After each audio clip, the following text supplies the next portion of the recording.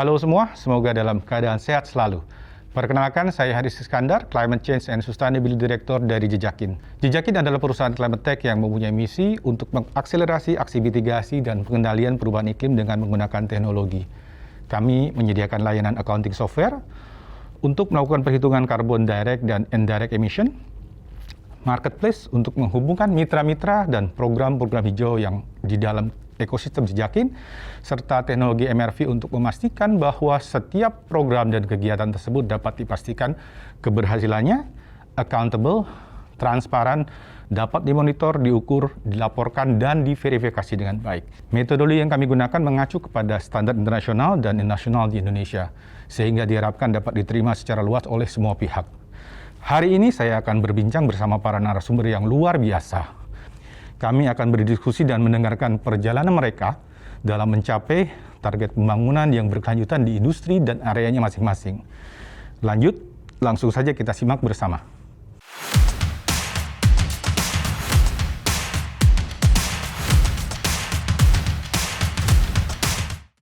Salam kenal semuanya, nama saya Willy Hambali. Saya adalah Chief Strategy dan Operating Officer dari Bank Aladin Syariah. Mungkin untuk yang pertama sekilas tentang Bank Aladin. Bank Aladin adalah full digital bank syariah pertama di Indonesia. Apa yang dimaksud dengan itu adalah kami mengedepankan dan fokus untuk mendistribusikan semua produk dan jasa kami melalui kanal-kanal elektronik dan digital. Tentu bentuk utamanya adalah dalam bentuk suatu aplikasi. Kami hanya memiliki satu kantor pusat, banking hall kami juga berada di lokasi yang sama, dan kami tidak memiliki kantor-kantor cabang lainnya. Namun demikian, kami memiliki memang target market yang sangat spesifik. Kami fokus untuk memberikan layanan perbankan kami kepada mass market, underserved, underbank, dan juga kepada para pelaku bisnis UMKM. Kita sama-sama tahu bahwa segmen tersebut mungkin tidak bisa hanya mengandalkan distribusi produk dan jasa yang hanya mengandalkan digital solution. Jadi kami juga bekerja sama dengan partner-partner strategis seperti contohnya Alfamart, yang kita sama-sama tahu memiliki banyak sekali network mungkin toko-toko yang tersebar di seluruh penjuru Indonesia gitu. Jadi ini adalah salah satu bentuk nyata supaya bisnis model kami itu memiliki kontribusi kepada masyarakat dan juga pelaku bisnis tersebut dalam bentuk bisnis model yang betul-betul adalah omni-channel. Baik itu online maupun offline, kami memiliki presence yang relevan untuk segmen tersebut.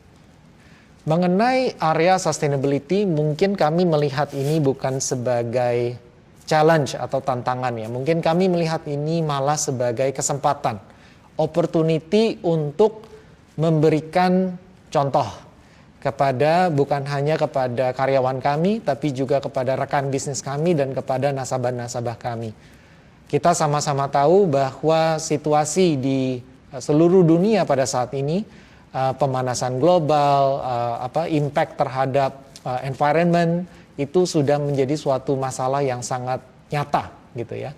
Jadi saya rasa ini bukan lagi sesuatu yang dipikirkan sebagai bonus untuk masuk ke arah sustainability, tapi sudah menjadi sebuah harga mati untuk suatu bisnis ini bisa berkesinambungan ke depannya. Nah, opportunity apa saja nih yang kita pikirkan dari sisinya Bank Aladin? Kami tidak muluk-muluk. Kami bermula dari berkaca dari diri sendiri, mengeluarkan inisiatif-inisiatif yang sifatnya itu mungkin mudah untuk dilakukan terlebih dahulu. Ini adalah salah satu bentuk yang kami ingin bawa secara bukti nyata, baik ke dalam ruang lingkup pekerjaan kami di kantor, di data center kami, juga tentang kolaborasi kami kepada partner-partner dan rekan bisnis kami, dan nanti ke depannya kepada para nasabah kami. Nah, salah satu bentuk inisiatif yang tadi saya sampaikan adalah kolaborasi dengan Jejakin. Right? Kita juga tahu bahwa Jejakin memiliki kapabilitas yang cukup beragam gitu ya. Tapi salah satunya yang kami akan lakukan dalam waktu dekat adalah mengenai energy monitoring gitu ya, dan juga carbon footprint monitoring terhadap rekan-rekan karyawan kami, pekerja-pekerja kami dalam melakukan pekerjaan kami di kantor kami sendiri, di data center kami, dan seterusnya. Saya rasa ini suatu langkah pertama yang harus dilakukan untuk mengetahui kita ini ada di mana posisinya sekarang sebelum untuk menggarap lebih lanjut solusi apa yang akan kita lakukan ke depannya. Nah, terlepas dari inisiatif pertama ini, kami juga sedang berdialog dengan Jejakin untuk mengeksplorasi kegiatan-kegiatan social responsibility CSR lainnya apa saja yang bisa kita lakukan bersama. Salah satunya yang sedang kita bicarakan adalah tentang penanaman pohon dan sebagainya yang ingin kami pastikan bahwa bisa kami lakukan ke depannya dengan Jejakin. Selain itu berikutnya, Jejakin dan kami juga mulai berdialog tentang integrasi dari sisi sistem untuk memastikan bahwa kami juga bisa mengajak nasabah-nasabah kami untuk berkontribusi terhadap carbon footprint mereka, terhadap penanaman pohon dan sebagainya yang bisa mereka lihat langsung dan mereka experience langsung melalui aplikasi Aladin kami. Untuk ke depannya apa sih visi kami, apa saja yang akan kami tindak lanjuti gitu ya terkait tema sustainability ini. Yang tadi saya sampaikan mungkin boleh dikatakan adalah inisiatif-inisiatif yang belum berhubungan langsung dengan fungsi utama kami, bank, sebagai lembaga intermediasi. Nah, tentunya sebagai bank, salah satu core bisnis kami adalah menyalurkan pembiayaan. Ya, tentunya ini juga akan kami bawa prinsip untuk sustainability dan environmental friendly ini ke dalam pemilihan rekan-rekan bisnis kami gitu ya. Salah satu bentuk nyatanya adalah pembuatan exclusion list. Industri mana saja yang akan kita support atau tidak kita support gitu ya. Pembiayaannya merujuk kepada prinsip kami untuk selalu mengedepankan prinsip sustainability terhadap environment. Itu mungkin pertama. Yang kedua adalah yang tadi saya sudah sempat sampaikan bahwa kami juga tentu tidak akan stop di kolaborasi dengan rekan bisnis, tapi juga kepada para nasabah. Kami memiliki visi bahwa yang tadi saya katakan, kami melihat ini sebagai suatu kesempatan untuk memberi contoh gitu ya, kepada nasabah, karyawan kami sendiri, dan rekan bisnis bahwa ini adalah sesuatu yang ingin kami seriusi ke depannya. Jadi tentunya inovasi-inovasi dalam bentuk produk maupun fitur yang kami integrasikan ke dalam aplikasi kami akan terus kami garap dan kami bicarakan dengan berbagai partner-partner, salah satunya dengan Jejakin, tapi tentunya kita tidak akan stop sampai di sana. Mungkin itu sekian dari saya. Terima kasih lagi untuk kesempatannya dan sampai jumpa lagi.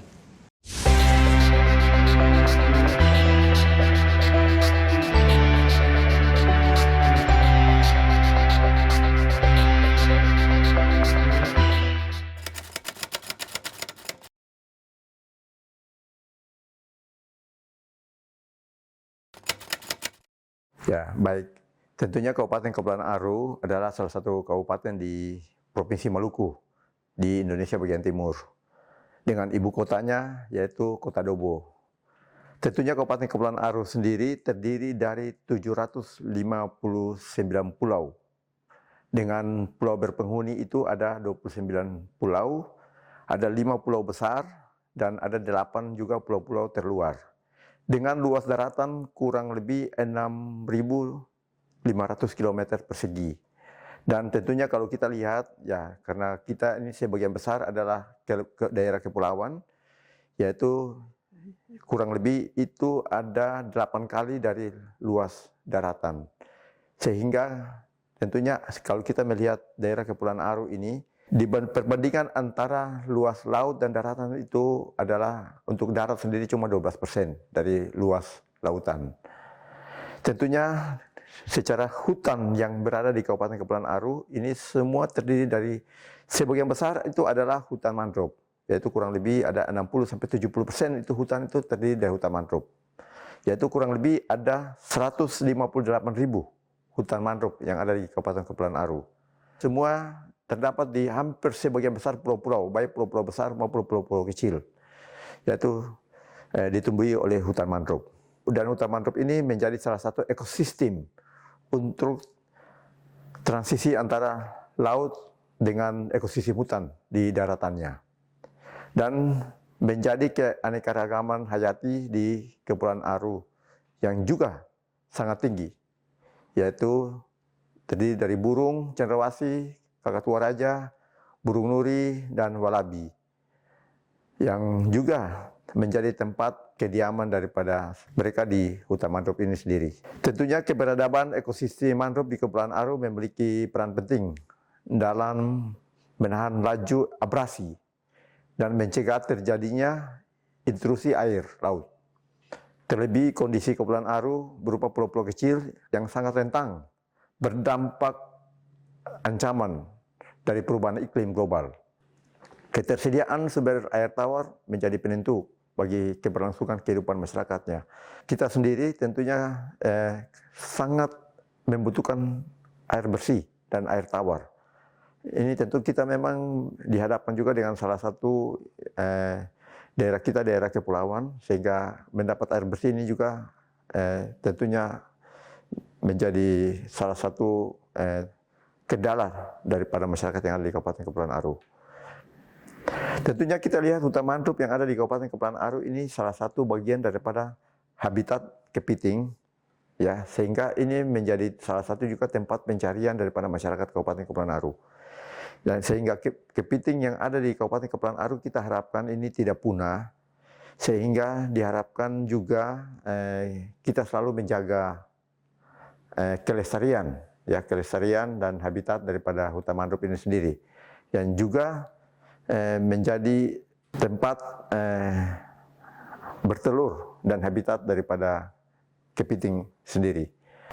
Kepiting yang berasal dari hutan mangrove di Kabupaten Kepulauan Aru itu tentunya salah satunya kita mendapat itu ada yang bisa mencapai sampai dengan 2 kg. Ya, maka itu diharapkan Kabupaten Kepulauan Aru kami memastikan bahwa kekayaan alam berupa hutan mangrove dan hasil alamnya, terutama kepiting bakau, dapat dikonservasi dan dimitigasi dari kerusakan dan kepunahan. Langkah-langkah konservasi dan budidaya kami galakan bersama-sama dengan masyarakat dan bekerja sama dengan berbagai pihak untuk mendukung keberhasilan daripada inisiatif ini, salah satunya dengan Jejakin sebagai penyedia teknologi.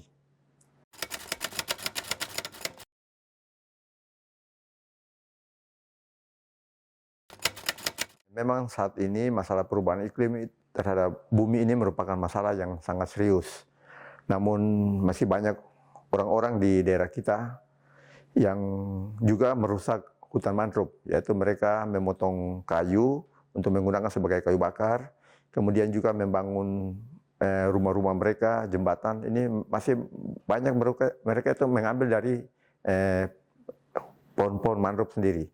Pengerusakan hutan ini tentunya masih belum sepenuhnya sadar akan hal ini. Begitupun yang terjadi di sini, yaitu isu utama yang kami hadapi memang bagaimana mengajak masyarakat sekitar hutan mangrove untuk menjaga kelestarian hutan mangrove, khususnya pohon-pohon mangrove. Dan mangrove juga memiliki peran sebagai ekosistem dalam menopang kehidupan masyarakat. Dan juga mangrove memiliki peran besar dalam penyerapan karbon untuk menghadapi perubahan iklim.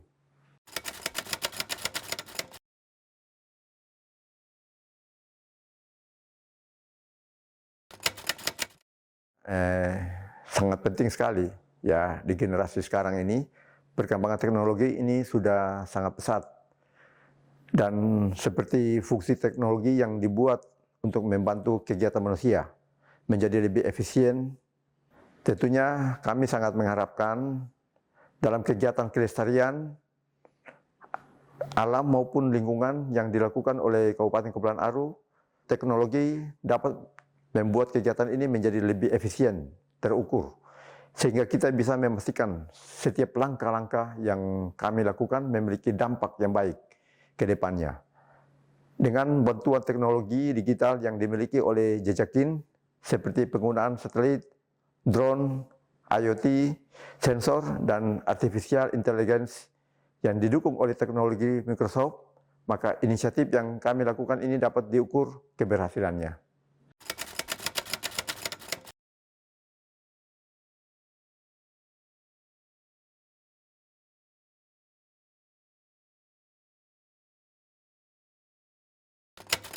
Tentunya dengan adanya kolaborasi bersama Jejakin dalam penggunaan teknologi MRV yang didukung kemampuan Microsoft, Cloud for Sustainability, maka inisiatif yang dilakukan di Kepulauan Aru dapat dimonitor, diukur, dan diverifikasi, sehingga kegiatan untuk melakukan offset karbon sangat mungkin untuk dilakukan.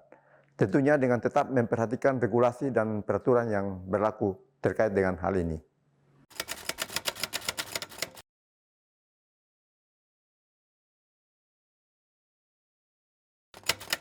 Dampak dari kegiatan ini tidak hanya untuk meningkatkan kualitas pendapatan masyarakat sekitarnya, tetapi juga dapat menjaga habitat dan ekosistem kepiting bakau dan juga habitat lainnya, dan mencegah penebangan pohon mangrove secara ilegal. Dan tentunya kita mengharapkan kualitas keanekaragaman hayati dari wilayah ekosistem mangrove di Kepulauan Aru dapat bertambah dan terus terjaga. Terima kasih atas pertanyaannya.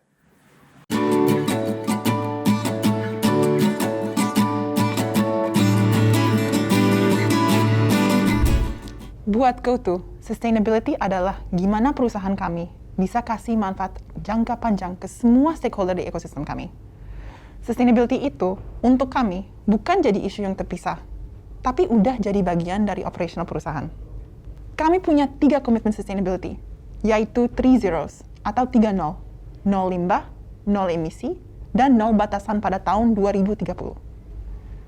Untuk memastikan bahwa kami bisa mencapai target zero emission, kami juga menetapkan target 100% kendaraan listrik pada tahun 2030. Komitmen ini sejalan dengan target-target SDG yang paling relevan untuk GoTo, dan bakal jadi panduan kami dalam membuat semua keputusan bisnis. Untuk mencapai target 3 zeros ini, kami membuat strategi yang berbasis data dan terukur. Tidak hanya dari perusahaan kami, namun juga dari seluruh ekosistem kami, termasuk pelanggan, mitra usaha dan mitra driver, karyawan, serta komunitas sekitar kami. Karena sustainability adalah team sport yang hanya bisa dicapai lewat kerjasama seluruh aktor yang terlibat. Pastinya, teknologi yang sekarang makin canggih punya banyak sekali manfaat untuk mendukung isu lingkungan dan sustainability lainnya. Salah satu contohnya lewat kolaborasi yang GoTo dan Jejakin. GoTo dan Jejakin sudah meluncurkan beberapa upaya yang memakai teknologi untuk kebaikan dan membantu misi lingkungan, khususnya pada program Go Greener. Dengan bantuan teknologi satellite, drone, IoT sensor, dan artificial intelligence-nya Jejakin, yang didukung sama teknologi Microsoft, kita meluncurkan program Go Greener untuk membantu pengguna buat menghitung dan menyerap jejak karbonnya dengan mudah lewat aplikasi Gojek. Selain itu, di fitur GoFood, kami juga menyediakan opsi alat makan plastik berbayar, biar pengguna yang nggak mau pakai alat makan plastik bisa nggak dikasih, untuk mengurangi sampah di landfill. Kita juga sudah sediain kemasan dan kantong ramah lingkungan di layanan Gojek, termasuk GoFresh dan GoMart, untuk membantu transisi ke kemasan ramah lingkungan. Dampaknya besar banget untuk mengedukasi tentang jejak karbon dan penyerapan jejak karbon bagi ekosistem kami yang mungkin sebelumnya belum ngerti. Terus, untuk yang udah ngerti dan mau nyerap jejak karbon, tapi nggak tahu gimana caranya, program Go Greener bantu mereka bisa kontribusi dengan gampang lewat aplikasi Gojek. Program Go Greener ini, kalau boleh saya bilang, udah canggih banget. Pohonnya dimonitor dengan baik oleh Jejakin. Jadi kita tahu lokasi pohonnya ada di mana, dan petaninya bisa mastiin kalau kondisinya sehat. Fitur ini juga punya dashboard yang bisa dicek kapanpun, dan secara berkala dikirim email ke konsumen supaya mereka tahu letak dan kondisi pohon yang mereka donasikan. Perkembangan program ini juga cukup bagus dan pesat. Kami mulai dari program Go Greener Carbon Offset untuk penanaman pohon, kemudian Go Greener Adopt Tree untuk adopsi pohon, dan baru saja launch Go Greener Tree Collective yang sudah kami integrasikan ke layanan transport yang ada di aplikasi Gojek. Lewat Go Greener Tree Collective, pengguna bisa menanam pohon untuk menyerap jejak karbon dari perjalanan dengan layanan transportasi yang berbeda di aplikasi Gojek dari titik awal perjalanan ke titik tujuan. Kami sudah berkolaborasi dari beberapa tahun yang lalu. Yang tadinya kita hanya menyediakan penyerapan karbon melalui penanaman pohon, sekarang udah ada opsi adopsi pohon juga. Dan tahun ini fitur penanaman pohon sudah terintegrasi dengan layanan transportasi GoRide dan GoCar. Harapannya, lewat kolaborasi GoTo dan Jejakin, masyarakat bisa semakin mudah berkontribusi ke isu lingkungan dan iklim. Sehingga inisiatif ini bisa dilakukan di skala yang lebih luas dan membuat dampak yang lebih besar dari anak bangsa untuk bangsa Indonesia. Luar biasa, sangat menginspirasi sekali para narasumber kita. Dari pemaparan ketiga narasumber tadi, kita dapat menarik kesimpulan yang menarik bahwa isu mengenai perubahan iklim dan sustainability tidak hanya menjadi tanggung jawab dari pemerintah pusat, pemerintah daerah, atau industri tertentu saja, tetapi merupakan tanggung jawab kita bersama. Kolaborasi dan inovasi bersama perlu terus dilakukan untuk memastikan tercapainya target pembangunan yang berkelanjutan. Semoga inisiatif yang sangat luar biasa yang telah dilakukan para narasumber menjadi inspirasi untuk kita semua dan memberikan dampak yang lebih besar bagi Indonesia dan dunia. Let's collaborate in saving our tomorrow. Terima kasih dan sampai jumpa.